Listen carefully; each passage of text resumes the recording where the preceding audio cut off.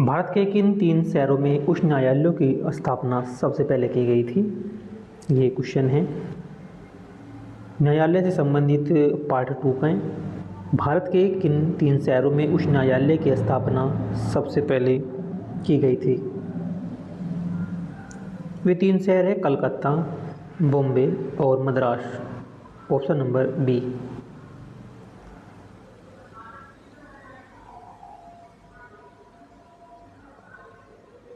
भारत में उच्च न्यायालय संस्था का सर्वप्रथम गठन 1862 में हुआ। तब कलकत्ता, मुंबई और मद्रास उच्च न्यायालय की स्थापना 1866 में, चौथे उच्च न्यायालय की स्थापना इलाहाबाद में की गई और भारतीय संविधान के अनुच्छेद 214 के अनुसार भारत के प्रत्येक राज्य में एक उच्च न्यायालय होगा। भारतीय संविधान के अनुच्छेद 214 के अनुसार कि भारत के प्रत्येक राज्य में एक उच्च न्यायालय होगा। भारतीय संविधान का कौन सा अनुच्छेद है भारत के उच्चतम न्यायालय को परामर्श संबंधी क्षेत्राधिकार प्रदान करता है?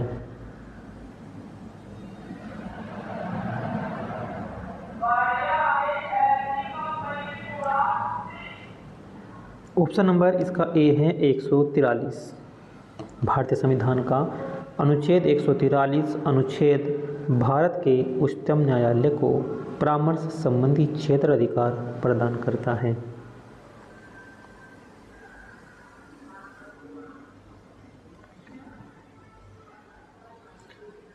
भारत संविधान के अनुच्छेद 143 के अनुसार यदि किसी समय राष्ट्रपति को प्रतीत होता है कि विधि या तथ्य का कोई ऐसा प्रश्न उत्पन्न हुआ है जो ऐसी प्रकृति और ऐसे व्यापक महत्व का है कि उस पर उच्चतम न्यायालय की राय प्राप्त करना समीचीन है, तो वह उस प्रश्न को विचार करने के लिए सर्वोच्च न्यायालय को निर्देशित कर सकेगा और सर्वोच्च न्यायालय राष्ट्रपति को उस पर अपनी राय प्रतिवेदित कर सकेगा। उच्चतम न्यायालय के द्वारा दिया गया परामर्श राष्ट्रपति पर बाध्यकारी नहीं होता।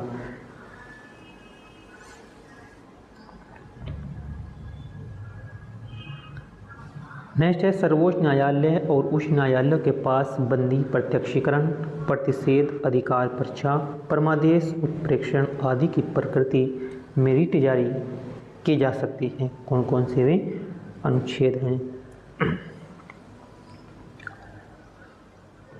इसका ऑप्शन नंबर बी है कि अनुच्छेद 32 और अनुच्छेद 226।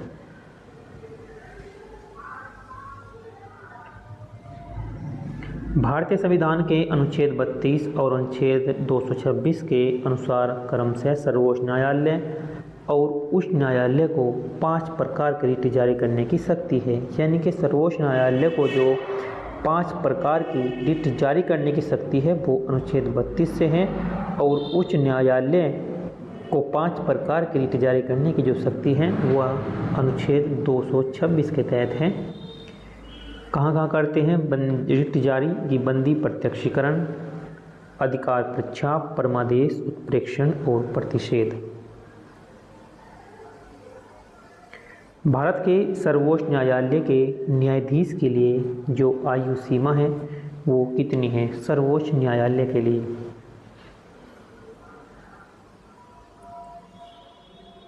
ऑप्शन नंबर इसका डी है 65 वर्ष।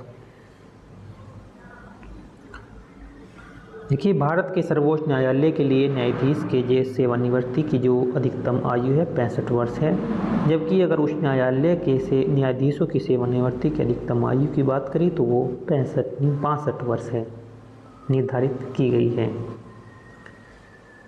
नेक्स्ट है उच्चतम न्यायालय की रजिस्ट्री का अध्यक्ष इसमें से कौन होता है?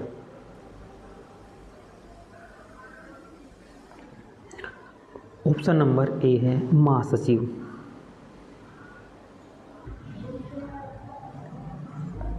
भारत में किसी भी दीवानी या फौजदारी मामले को एक राज्य के उच्च न्यायालय से दूसरे राज्य के उच्च न्यायालय में या किसी अधीनस्थ न्यायालय से दूसरे राज्य के उच्च न्यायालय में हस्तांतरित करने का निर्देश कौन दे सकता है?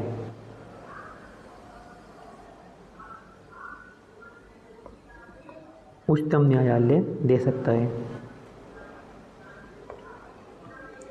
भारत का उच्चतम न्यायालय भारत में किसी भी दीवानी या फौजदारी मामले को एक राज्य के उच्च न्यायालय से दूसरे राज्य के उच्च न्यायालय को या किसी अधीनस्थ न्यायालय से दूसरे राज्य के उच्च न्यायालय में स्थानांतरित करने का निर्देश दे सकता है। यह ऐसा प्रावधान है। निम्नलिखित में से कौन सा भारत का सबसे पुराना उच्च न्यायालय है?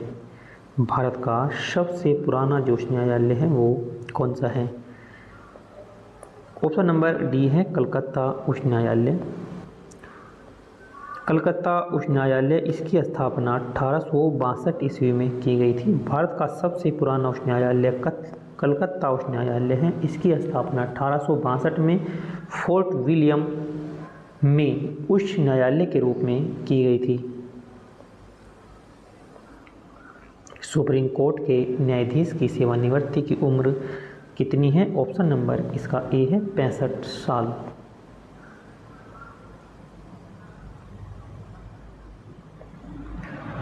उच्चतम न्यायालय का गठन संबंधी प्रावधान अनुच्छेद 124 में किया गया है। उच्चतम न्यायालय का गठन संबंधी जो प्रावधान है वो अनुच्छेद 124 में किया गया है और उच्चतम न्यायालय में एक मुख्य न्यायाधीश तथा 33 अन्य न्यायाधीश हैं। उच्चतम न्यायालय में न्यायाधीश बनने के लिए जो न्यूनतम आयु सीमा निर्धारित की गई है, निर्धारित सीमा नहीं की गई। उच्चतम न्यायालय में न्यायाधीश बनने के लिए न्यूनतम आयु सीमा निर्धारित नहीं की गई। अधिकतम 65 वर्ष है लेकिन न्यूनतम नहीं है। एक बार नियुक्ति होने के बाद इसके अवकाश ग्रहण करने की सीमा 65 वर्ष है।